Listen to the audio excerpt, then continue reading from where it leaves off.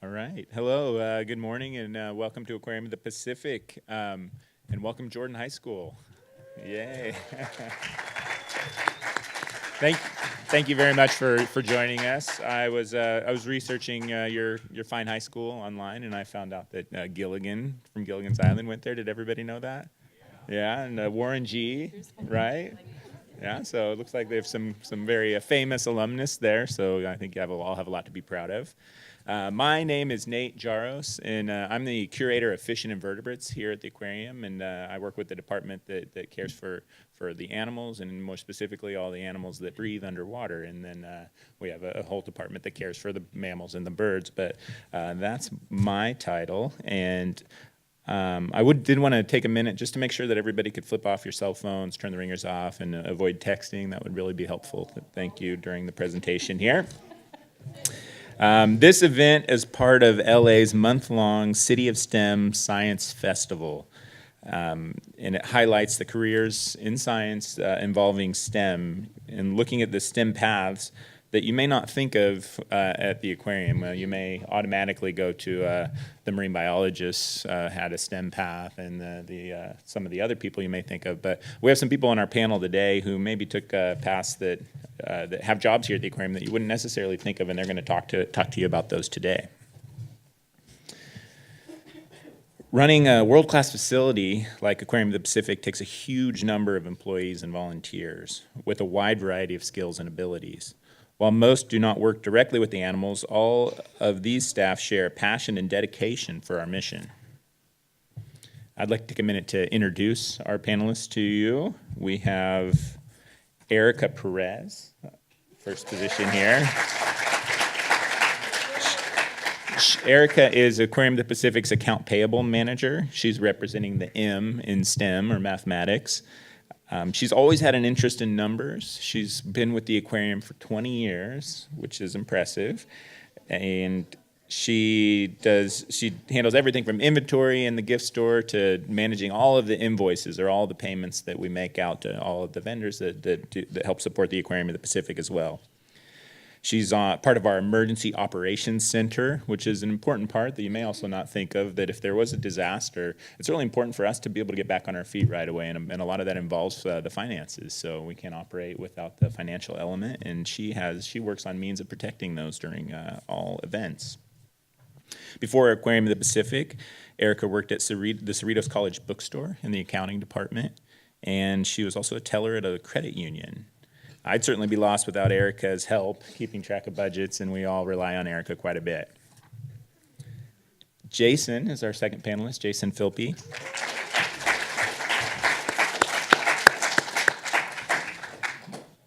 Jason is our in charge of app and web development here at the aquarium, and he's representing the T, which is technology and STEM. He created and maintained Aquarium of the Pacific's visitor guide app in both iOS and Android. He created a marine aquaculture interactive app that's at a kiosk by our Northern Preview exhibit, which is right by the coffee cart when you exit the theater, so be sure to check that out when you leave this event. And he's also in charge of various web programming. Jason has been with Aquarium of the Pacific since 2010. He earned his bachelor's degree in philosophy from UCLA in 2009, and he returned to UCLA for a certificate in mobile app development in 2016. Jason's work certainly connects our guests to the important values of our mission.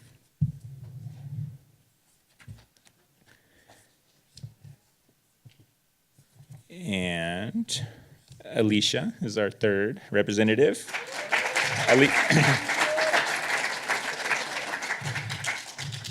Alicia Archer is our education programs manager. She's here to represent the S in science.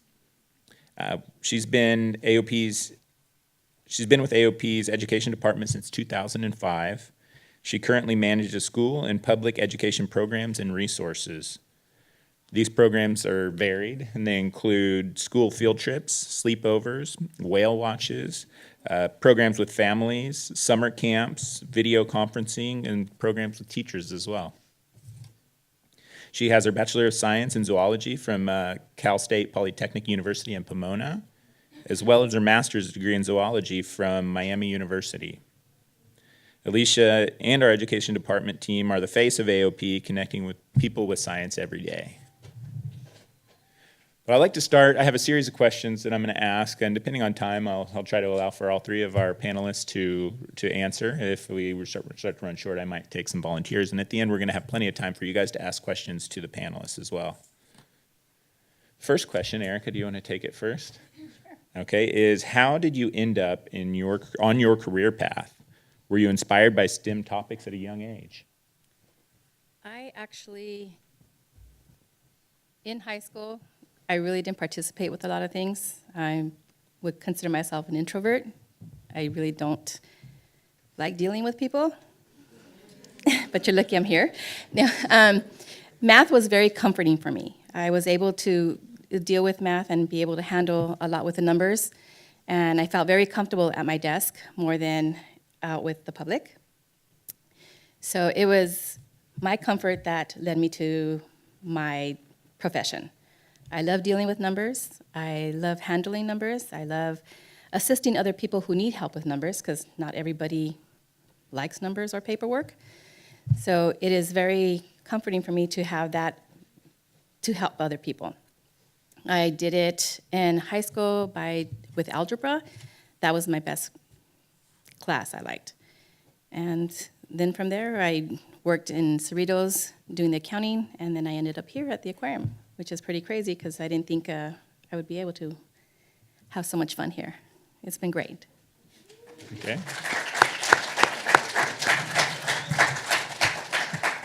Jason, same question. How did you end up on your career path, and was STEM an influence on you at a young age? Well, at a young age, I was really into like Legos and building and that sort of thing. As I kind of progressed into college, I went a different route. I went to philosophy, which is nowhere near STEM. But I kind of rediscovered STEM at a later age and kind of went back to my childhood where it was like building with Legos. Programming, app development is a lot like Legos, where you're kind of building this thing from pieces, but you get to make the pieces like Legos. So I kind of went back and rediscovered all that, and then really got into it and found my niche. Yeah. Okay. Thank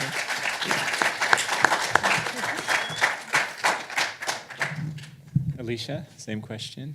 Yeah, so I was one of those kids that never stopped asking why to my parents. I'm sure that drove them crazy. So I've always been very curious, and I think that's the heart of, science, I think, is curiosity.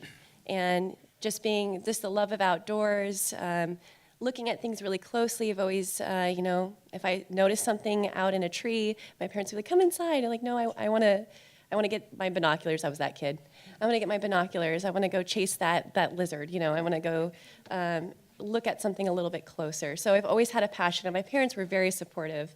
They signed me up to be a volunteer right about your age at a zoo facility. So I used to live in Hawaii, and they signed me up to volunteer at the Honolulu Zoo. And I always knew I wanted to work with animals. And it was a job that was just helping to kind of clean some of the exhibits and talk with the public.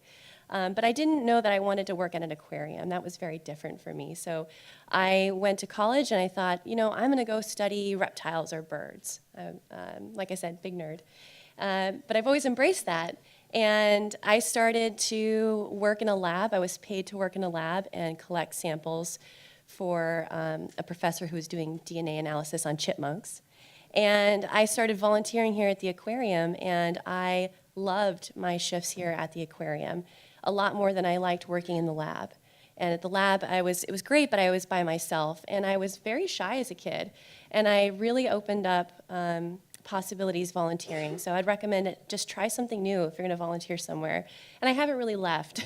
I thought it was, oh no, I'm still going to go and study this animal or that. But I came to realize that this is a profession. We call it an informal education. So there's formal education, which your teachers are part of, and then there's education that happens in informal spaces such as zoos, aquariums, nature centers, and I had absolutely no idea that that was a career path.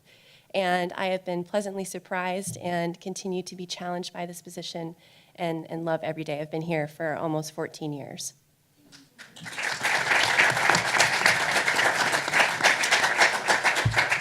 you. And we have one more panelist who takes care of most of the equipment in our building, which often pulls him in a lot of different directions. But he is Chris Carr, and he is our aquatic life support manager. He's representing the E in STEM as an engineer.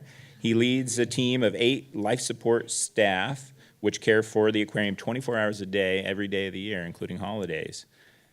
He has numerous duties, including maintaining life support systems, diving for repairs or inspection, maintaining proper water quality, designing and plumbing new filtration systems, and much, much more.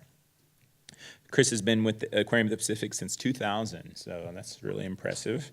He's previously worked with the California Department of Fish and Wildlife and the Cabrillo Marine Aquarium. He graduated with a marine bio degree from Cal State University at Long Beach, and for Chris and his department, we certainly owe the health and well-being of all the animals here, and we have their hard work to thank for that. Let's welcome Chris Carr. Thank you, everyone. And we were just talking, Chris, about how each of the panelists ended up on their career path. If you want to talk about that, and if STEM influenced you at a young age. Sure, I'd be happy to. So I'm from Long Beach, never left, and I used to go out all the time with my parents, and we'd go fishing, and we'd go out on the boat, and we'd go on the beach, and we'd go surfing, and I just had a love for marine life. Used to have fish tanks all the time when I was a kid. Had a great marine biology teacher in high school who actually told me not to become a marine biologist because I would be pumping gas at a gas station, which I thought was hilarious.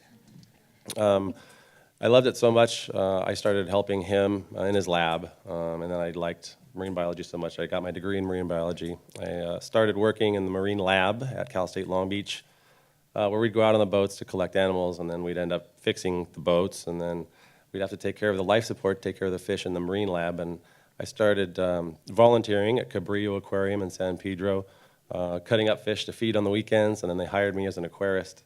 I loved the marine life so much the whole time, and then my interest started shifting a little bit from the animals to what took care of the animals behind the scenes, what it took to really take care of the animals that you're taking out of nature, and you want them to be just as comfortable in your house or in a lab as they are outside, and you're trying to produce that as best you can.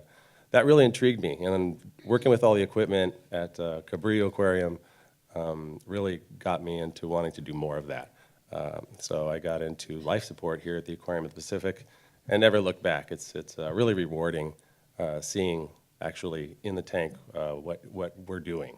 So that's why I got into this.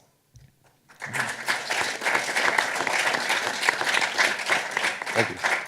All right, thank you. My path wasn't that different than Alicia and Chris's. I just kept aquariums, kept everything, reptiles, whatever I found outside, I would bring it in and try to keep it, and just classified that as a hobby, at a young age. And this is not an option for a career. And went to college and started studying other things, and kind of just happy accident found my way back into this. Discovered, hey, this is a possibility. I can do something that I would do for free for a career, which is a wonderful thing. And I enjoy my job every day. I think it's important to me.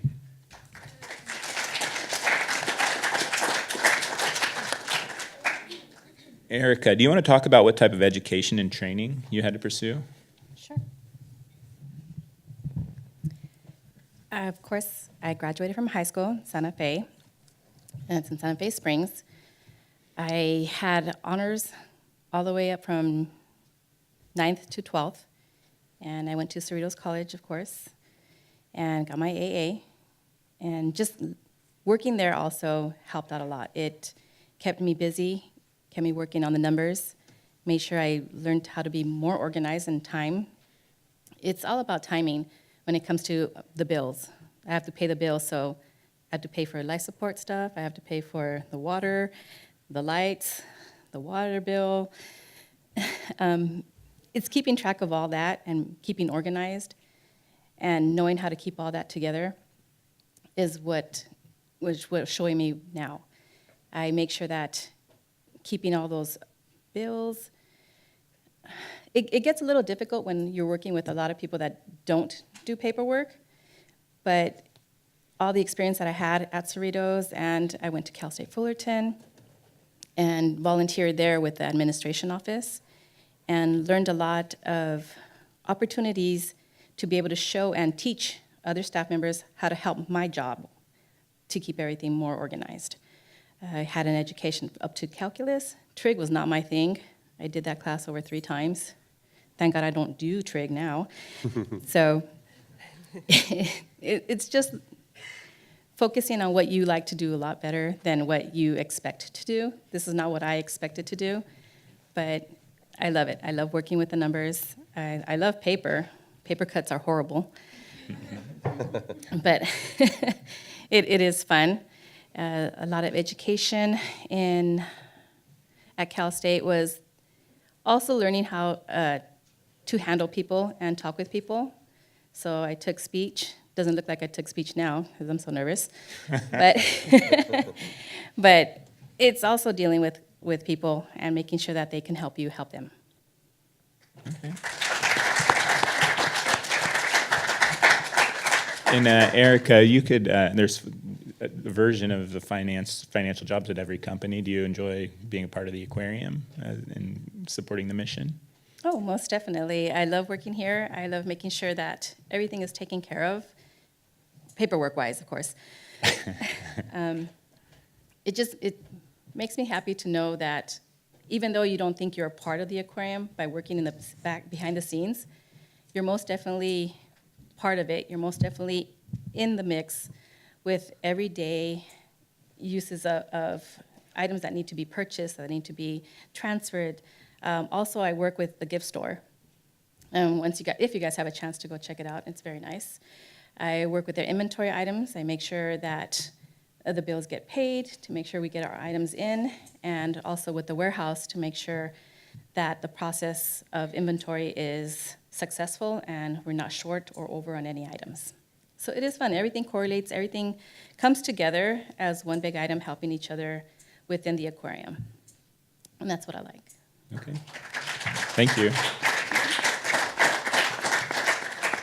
Jason, do you want to summarize what type of education one would need to do what you do? Yeah, so ideally you would go to school for computer science or software engineering. I took a little bit of a non-traditional route, which is I started in by just wanting to build apps and games with my friends. So in order to do that, I just kind of went online and found tutorials and kind of figured out how to do it. And I ended up liking it so much, I kind of set myself on a rigorous education routine. And for almost a year, every night and weekend, I was online training myself with tutorials. You can go onto the internet and find like iTunes University has full upper division courses from Stanford University. So I took those courses in programming. Eventually, I got myself to a proficient level in computer programming where I went back to UCLA to get a certificate in app mobile development specifically. And then from there, I just have been kind of continuing that as I go forward, just kind of keep trying to educate myself at all times. So that's really my path. Okay, thank you.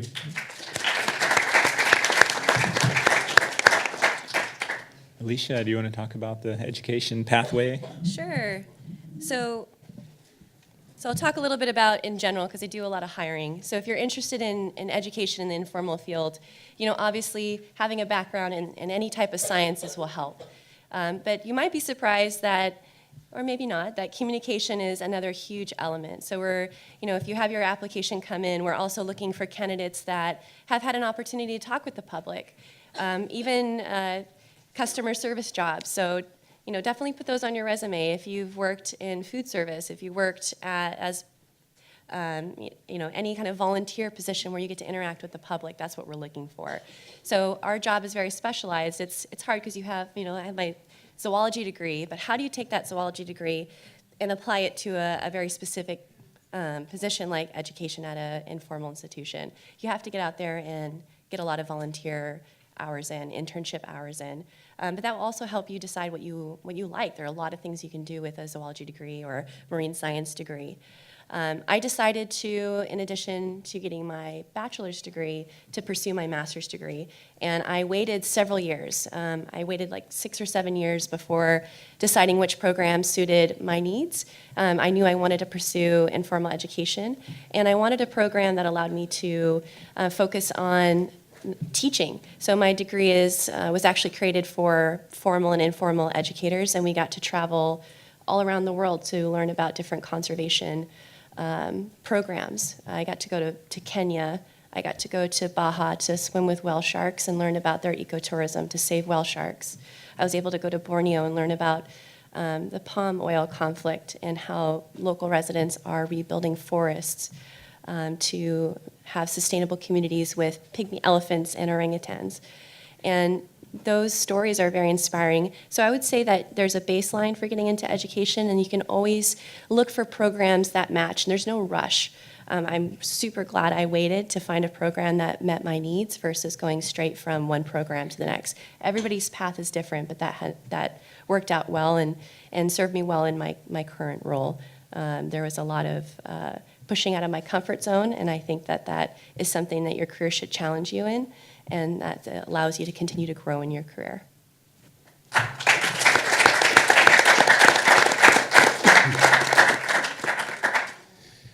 Thanks, Chris. You have a very technical job as well here at the aquarium. Do you want to tell these folks how one could get into that or the path that you took? Yeah, sure, I'd be happy to. The life support department actually does a lot of different things. They have a lot of different duties. And so we're doing everything from scuba diving to turning wrenches, to troubleshooting controls, to coding for our building computer, to all kinds of other little different duties. So there's a lot of different niches that can be filled there. And even though I have a marine biology degree and a chemistry minor, I'm really doing math and chemistry a lot during the day. And that doesn't sound very exciting sometimes, but honestly, I would think, gosh, I'm never going to use this. I'm in this chemistry class, I'm never going to use this. I use it every day. And I'm using math, still equations that I'm still trying to figure out every day. And, but I mean, the people who we're hiring are anybody from mechanical engineers to biologists to, we have a few people that came from the maritime industry. And they all do great, and they have their own little niche in the job. So it's important that you can, work with electrical. You can also scuba dive. You can plumb. You can, do all kinds of design of new systems. So there's a lot there, and it's a pretty wide range of things you can do to get into my field. So you're not narrowed down to just one thing. You don't have to be a mechanical engineer to be a life support technician or a marine biologist. So. Mm-hmm. And you actually have a support program, a certificate program you're actually hosting right now, right, for people to get continuing education? That's right. There's an annual conference. It's called ALSO. It's Aquatic Animal Life Support Operators. It's an annual symposium where people from zoos and aquariums and institutions and vendors, the people who sell all the equipment to us, all get together. We have workshops and teach each other how to work with the life support equipment and how to design new things. And it gives us all a chance to get together and figure out our problems together. And we're hosting it this year in Long Beach. The last time we hosted it was 20 years ago when I first started here. And we're hosting it at the Queen Mary across the bridge. So I apologize for getting here late. That's why I was having trouble getting over the bridge this morning. That's great. One thing that I guess I would comment on, and I think Chris would probably share the same sentiment. I went over and spent some time at the Queen Mary. Is the aquarium world is not a competitive one. It's a very supportive one. We don't compete with the Monterey Bay Aquarium. We support each other. So if we learn something, it's a really open flow of ideas and sharing, which is a really supportive industry to work in. Yeah. Okay.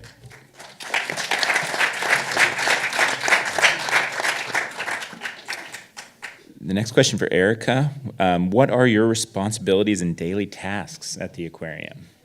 I know you've talked a little bit about it. If you want to expand on some of the detail of what you do.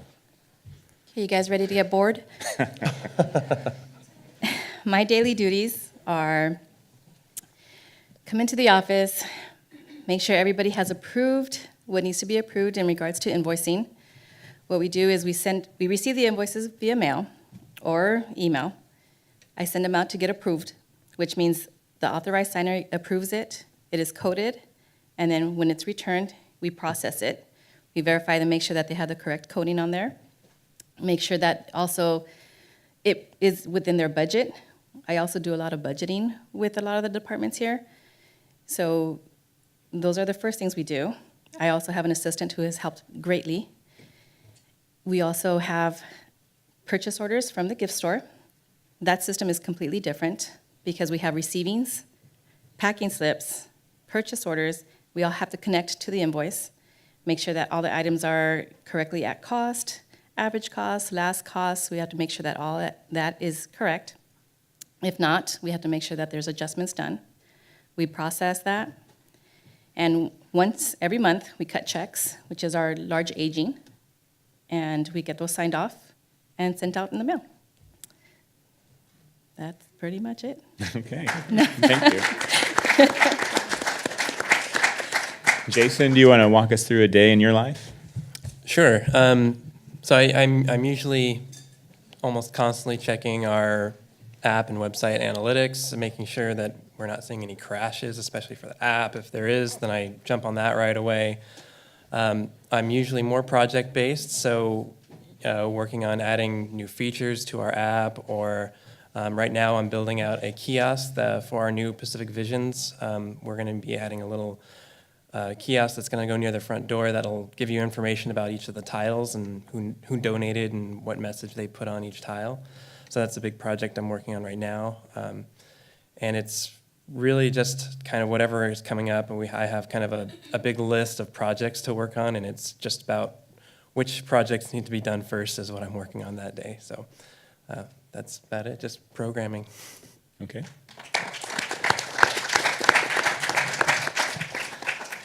Alicia, same question. Yeah, so there are a lot of different education programs, and my role is to support the people that help run those programs. So, for example, today we have several thousand students in for classroom spaces. We use our theater as a space. We have we have in total 5 other on-site spaces. We have an outreach program that goes to schools. We have video conferencing that happened this morning, so we were connecting. We have a studio that connects to anywhere, really around the world. They were connecting to students in Canada this morning.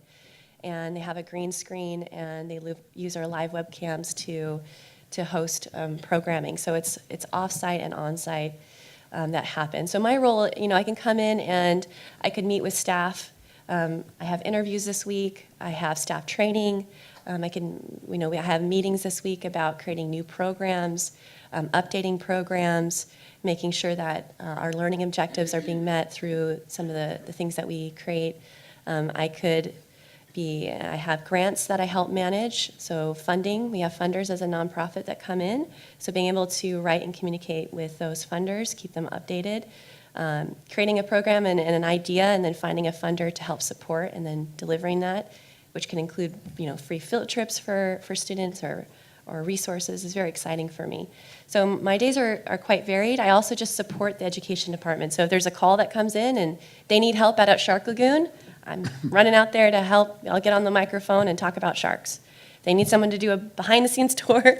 That's it. That's me. I'm a behind-the-scenes tour. We have staff that do that, but I'm in a position that, anywhere around our education department that last minute they need a hand to support, I can also jump in and help in that aspect. So my day is quite varied.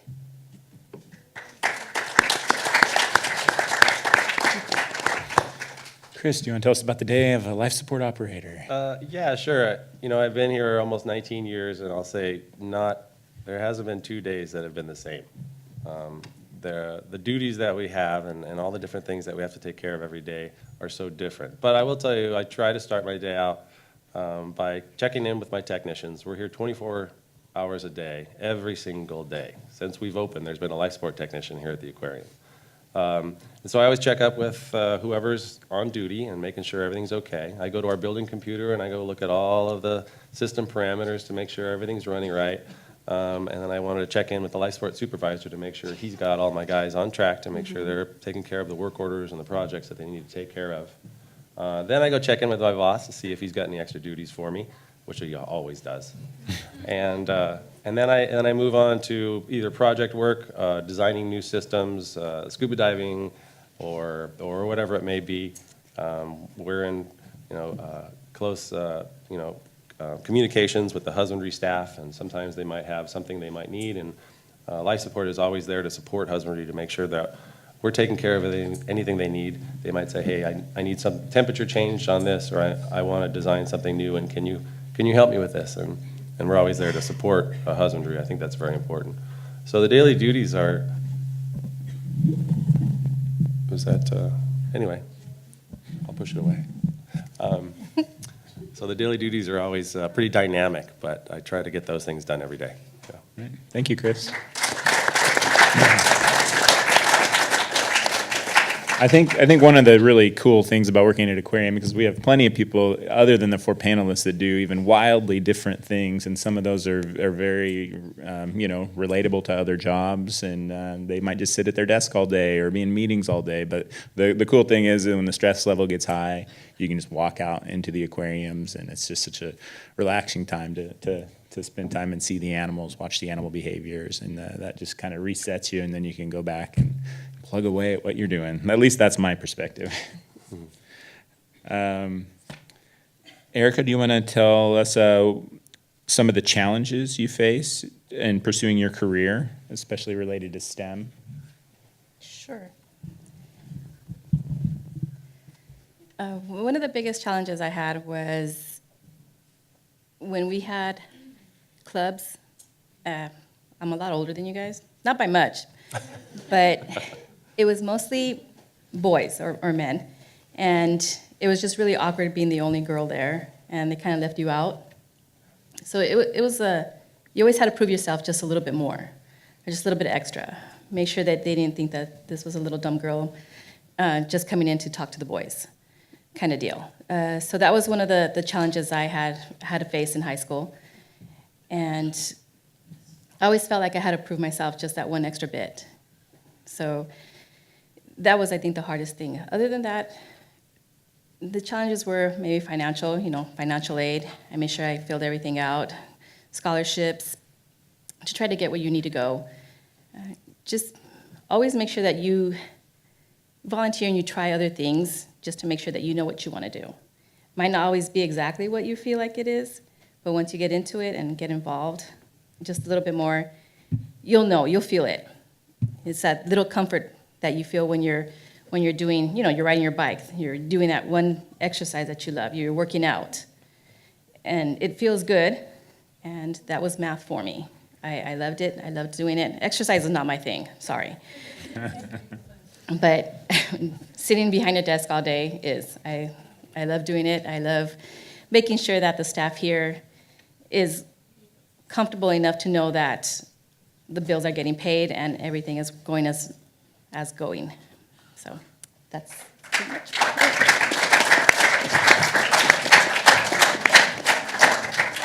Good answer. Jason, how about this? If you want to tell us any challenges in the pursuit of your career, or also any day-to-day challenges that you may have.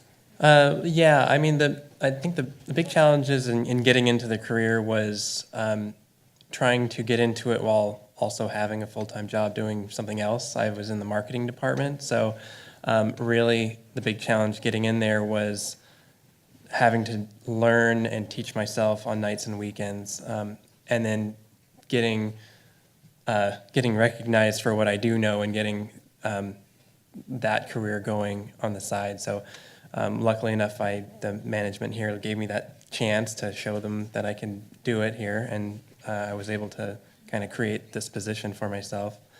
On a day-to-day challenge of my job is that the technology I work with is always changing. So one of the programming languages I use to make our iOS app is relatively young. It came out only in 2015, maybe it was 16. And so they're constantly making new improvements and stuff, but every time they do, it breaks everything, and I have to go back and figure out what it broke and how to fix it. One of our older online web apps was written in an old programming language about 10 years ago, and we upgraded our website, and then it broke, and so now I have to go and figure out what's wrong with that. And and then every year some company comes out with something new, AR was really big, and so now it's, okay, now we got to learn how does AR work and how does that go into the languages I know and all that. So it's always just a kind of constant struggle of learning and keeping up with all the new trends, which is almost a full-time job in itself.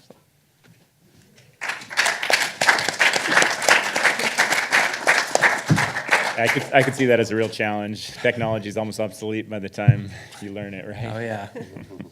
But keeps you on your toes. Alicia, do you want to talk about challenges either in your career or in your day-to-day? Yeah, sure. So I will admit, unlike it sounds like many people at this table, math was not a strong point for me. But I was really interested in going into zoology. And I saw my class list when I first got into college, and it was just so much math. And math, of course, supports so many of the other sciences. It's, we say STEM as a field, and we can parcel it out, but really everything is very interconnected.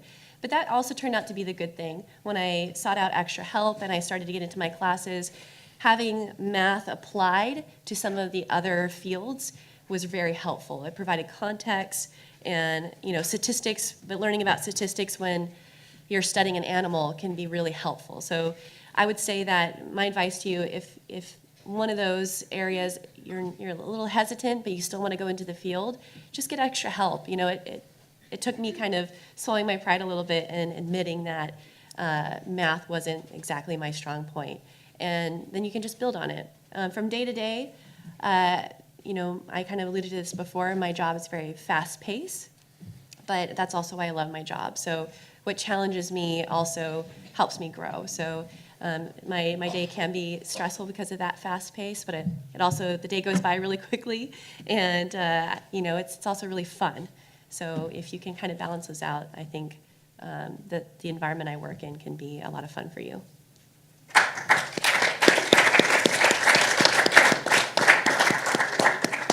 Chris, same question. Challenges getting to where you are in your career and day-to-day challenges. I really have to echo what Alicia said. I struggled a lot with math, and I struggled a lot with chemistry. And here I am using math and chemistry every day here at the aquarium. And she said it right. I struggle with it, but as soon as you start applying it to exactly what you're working with, you're like, oh my God, this makes total sense. And I'm glad that I struggled with it. Funny that I got a minor in chemistry after hating chemistry so much. I really got the hang of it towards the end, and I started enjoying it. But challenges day to day, I think mostly are trying to determine. We're doing a lot of troubleshooting here at the aquarium, trying to find out what the problems are. We're trying to find out what is making this animal behave like this, or what's making the water this color, or why are we seeing this level of chemical in the water? And there's so many things that you would just figure, you would assume are happening. And that's where you have to take away those things, and you have to think outside the box. And amazingly enough, there's a lot of things that you think are happening that aren't, and that slows you down. So don't always assume things are happening when you're trying to solve problems, and we try to struggle with that every single day. Luckily, we have a lot of talented people that we can all get our heads together and figure things out. Sometimes we don't, but sometimes we do, and it's a great feeling.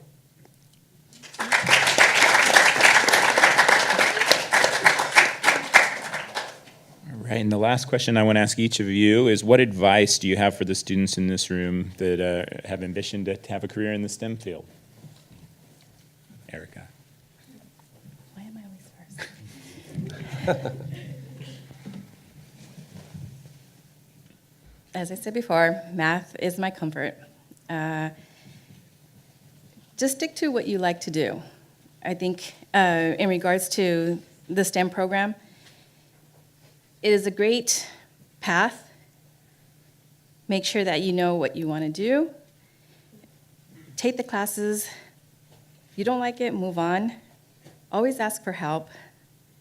Make sure that you know that there's always something better out there for you. Don't just settle for something. And I think math, like all of our panel has said before, it's in everything we do in our everyday life. Whether you like math or not, it's there.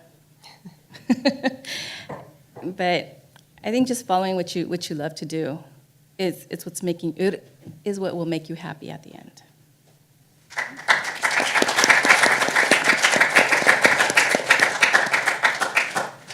Have any advice, Jason, for this group? As far as going into programming, I would say just don't be scared of it. One thing that was almost a roadblock for me is, I hear programming and I look at like finished code and I go, that looks like gibberish and I don't want to even bother. But if you take it slow, learn the basics, it's actually not as scary as it looks. And once you start, you'll kind of pick up pretty quickly whether it's for you or not. Like if you like it, you like the challenges, you like the problem solving of it, then you'll pretty quickly understand whether it's going to be for you. So I'd say if you're even considering it, just go and try it. Just even go to an online site and just start at the very beginning and see how you feel, and then just keep at it.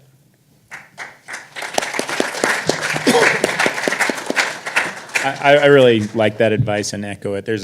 Personally, there's been so many things that I was nervous about or anxious about, whether it was education or a job or an opportunity. But once you get into it, you always you have support structure, you have training programs, and a year later, you're like, I can't believe I was nervous or even considered not doing this because it intimidated me. I think that's great advice. Alicia?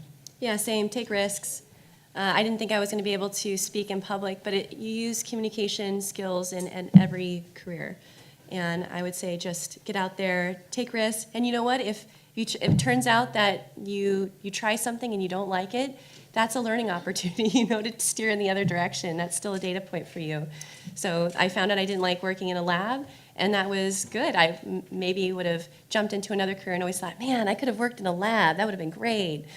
But I tried it, and I found out I didn't like it. And that's the benefit of just going out there and taking some risks. Yeah.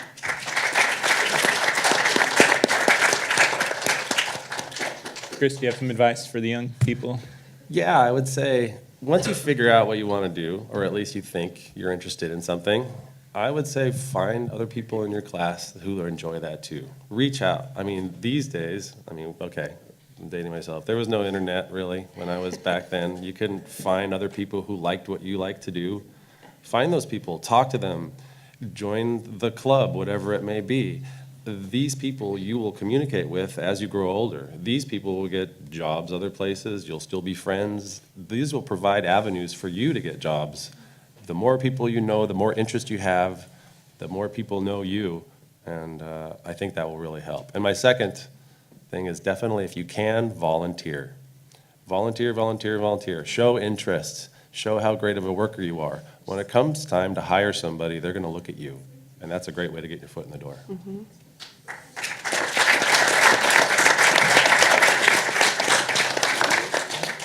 Well, thank you very much, panel. I think that was all excellent advice. But I'd like to open it up for questions. Have you guys all been thinking about some wonderful questions for our STEM panel? And just raise your hands, and I'll bring a microphone to you so we can all hear you. We just want to hear you.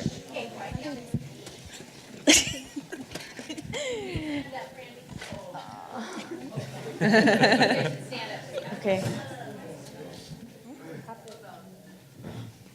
Why do you guys think the animals are better off here than the ocean?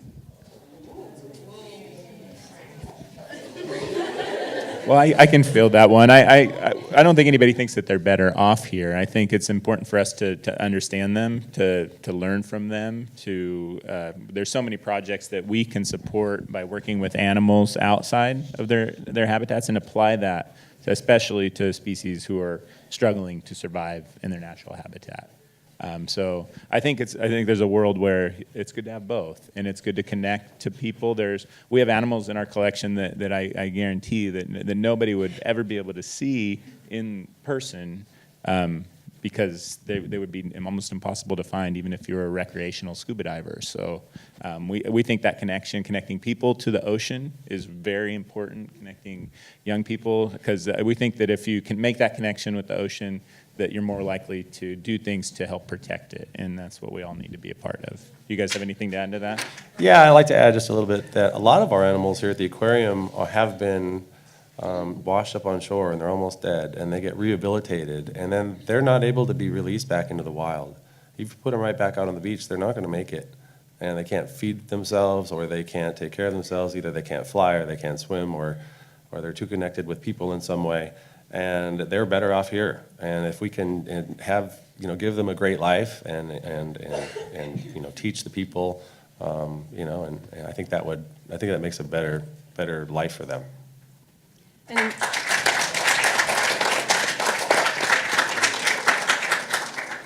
And from the education standpoint, we have people that visit the aquarium. We have children that visit the aquarium. They live here in Long Beach, and they've never seen the ocean.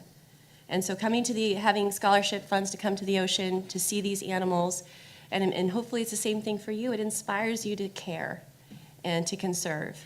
And being able to display what our habitats should look like if they were, we take very good care of our animals, these pristine habitats, what we aspire in our natural habitats. So having kind of a working laboratory really to show people how amazing these animals are and that we should care is truly a benefit of having spaces like ours.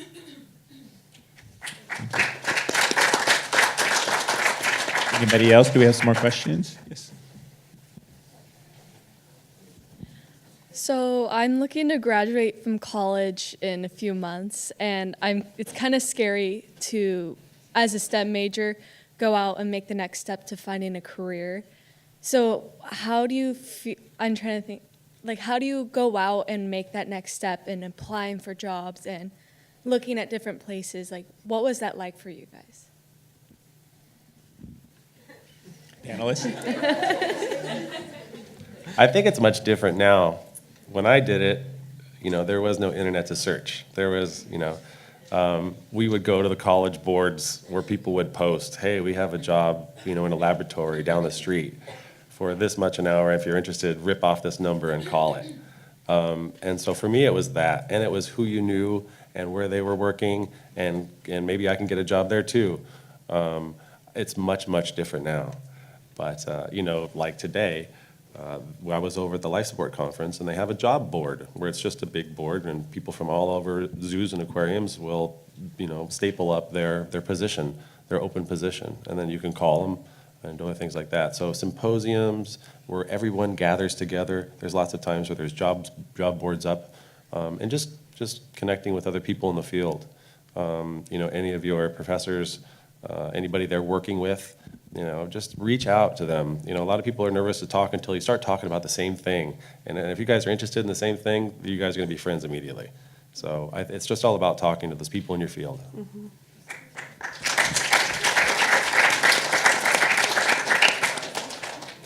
I would say look for internships, look for volunteer opportunities. Again, you can kind of shuffle through what you like and make connections. Maybe those connections can hire you later.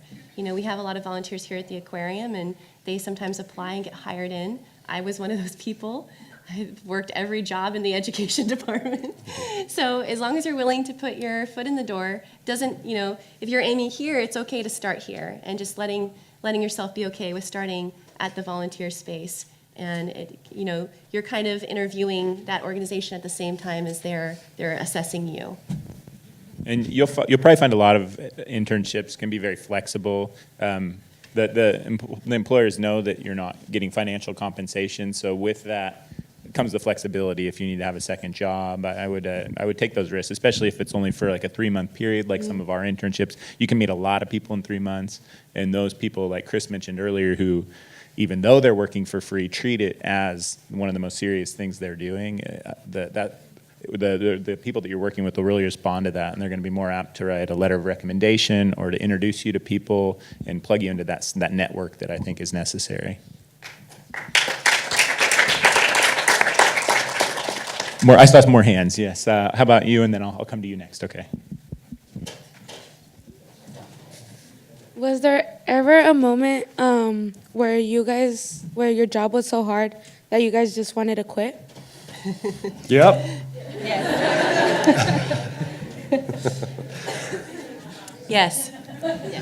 It's called Audit.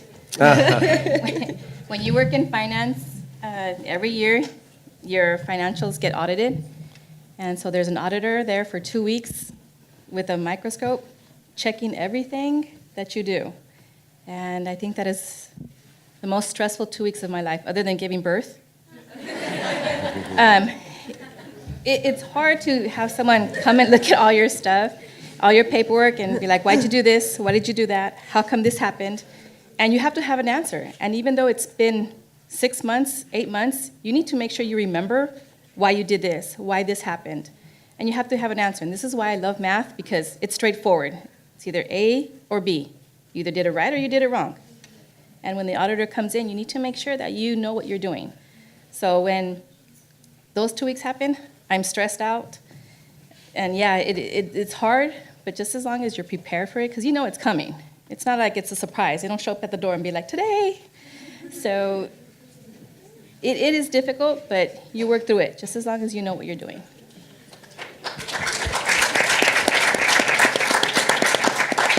And for me, I've had times where I'm writing a program and I'll try to run it and it won't work and it won't work and I'll get so frustrated and I'm going home and it's like time for bed. I'm laying in bed and then, oh, that's what it is. And so I'll come in very excited the next day like, oh, I figured it out. Here we go. So that happens too often. All right, thanks, panel. Okay, so this is a question for Erika and Jason. With your degrees, why did you decide to come work at the aquarium? Well, actually, I was already working at the aquarium. I had gotten into the marketing department, and I was already working here when I kind of went back and pursued my programming degree.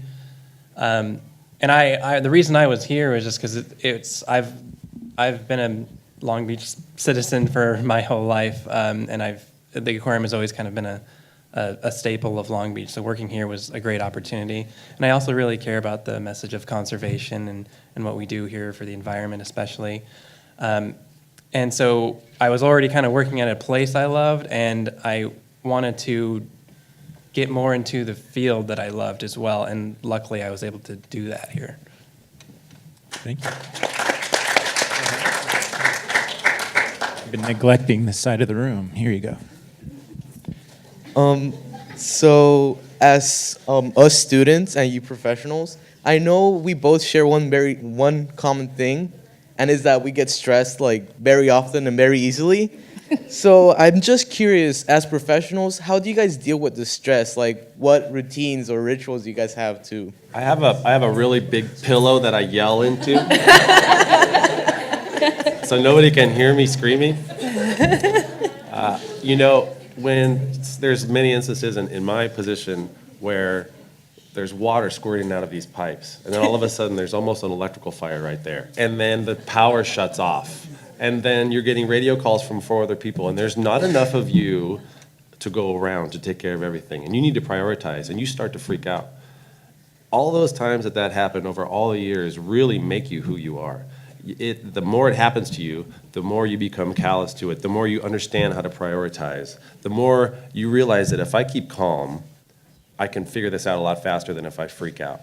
And it takes those moments. You need those moments, and you need it to happen on a regular basis, and then you know to control it, and you know what to do right further down the line. So it's those kind of instances that make you who you are. And it's funny because we'll have something like that where something will happen and then a newer technician will be bouncing around going, I don't know what to do. And you'll see some of the other guys just be like, all right, let's think about this. And the water will still be squirting, but look, let's figure this out. We can't run around with our heads cut off. So I think it's those moments that help make you who you are and help you understand that it's going to be easier next time.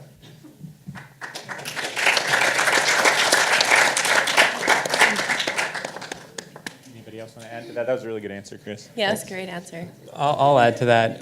One thing I like to do is just if I'm ever feeling extra stressed out, I will take time to be mindful of my breathing. And it sounds very simple, but it is really helpful just to sort of meditate and kind of turn off your mind for, even if it's 2 minutes, just focus on breathing slowly and resetting. It's just like restarting a computer if it's getting overloaded. Just restart, and it helps. Just taking 2 minutes just to breathe slow, it helps a lot.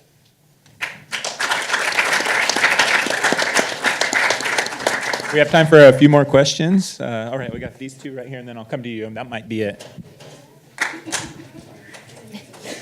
So my question is for the women.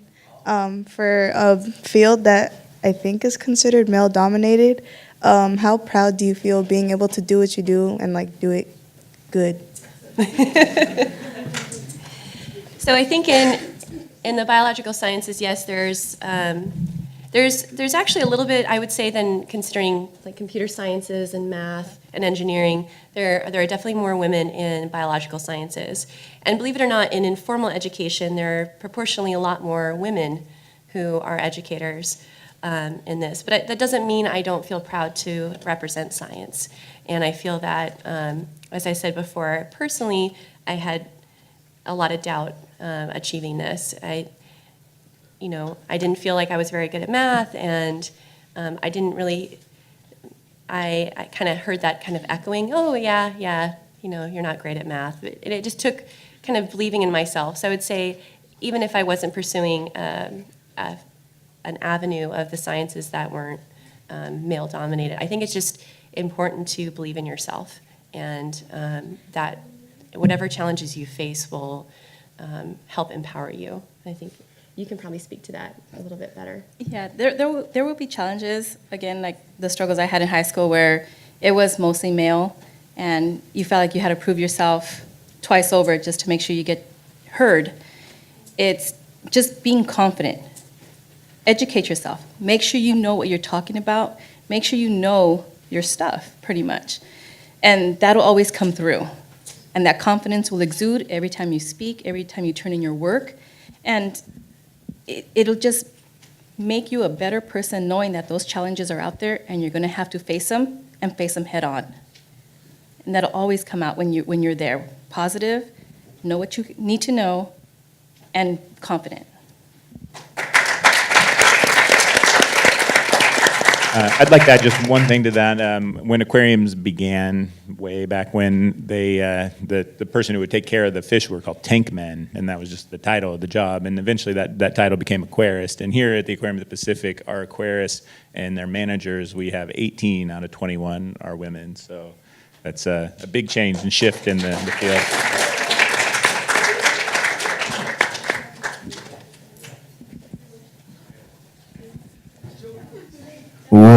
What is your favorite marine animal?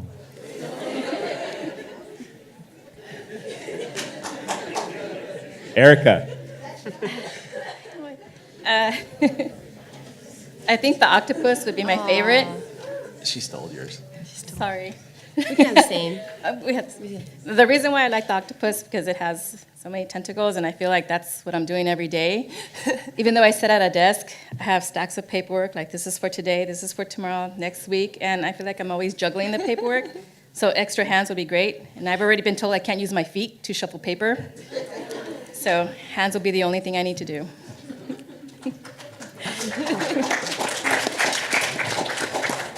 Jason?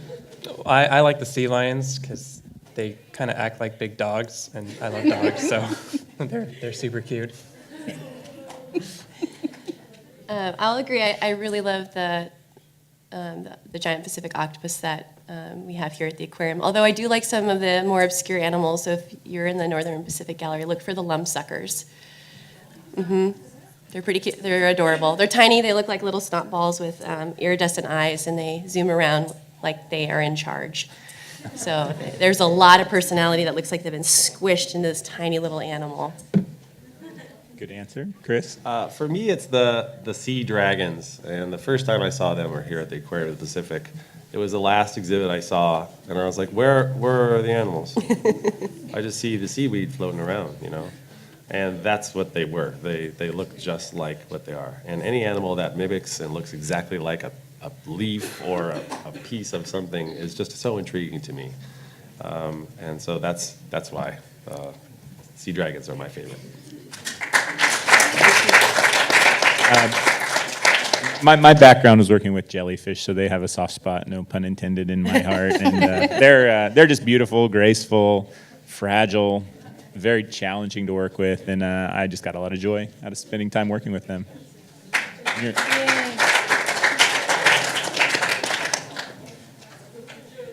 Okay. So this, can you hear me? Am I talking into the mic?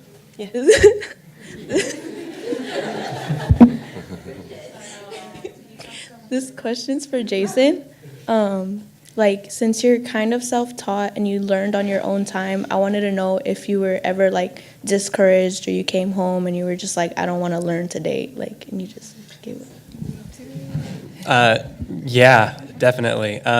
There's, especially when it's dealing in one of these kind of technology areas, there's so much to learn, and I kept going back, and it would just be like someone would mention something that I'd never heard of, and I'd have to go research what that is, and then that mentioned something I'd never heard of, and it just, certain times I just get overwhelmed and just be like, there's too much, but it's really just keeping with it, and just, not expecting myself to learn it all in one day or week or month, but that it's going to be a process is the biggest thing, to kind of keep an eye on the bigger picture. So, yeah.